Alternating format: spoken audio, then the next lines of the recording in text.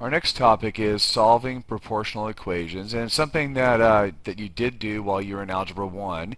And we're going to do a little review here, and we do use it, as you saw in the last toolkit example, in terms of ratio of similarity and zoom factor, and it does come up an awful lot in geometry. So let's quickly look at how you solve these here. It's the idea of cross multiplication. So in other words, the bottom times the top of one equation, so I'm going to say 12 times 15, will equal the bottom times the top of the other. So it'd be 9 times x.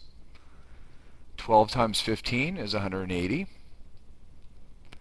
9 times x is 9x. Then you just go ahead and divide by 9 on both sides. And when you do that, you get 20 equals x, and that is your answer.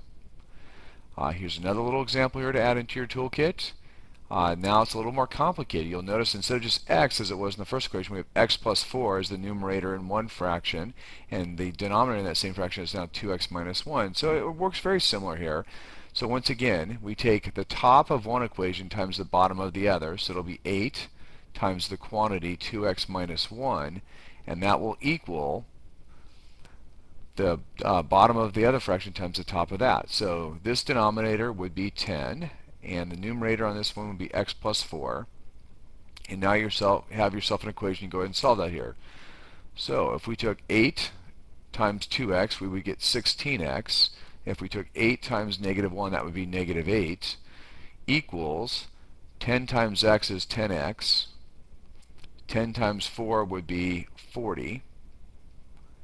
And what we can do now is go ahead and subtract 10x on both sides.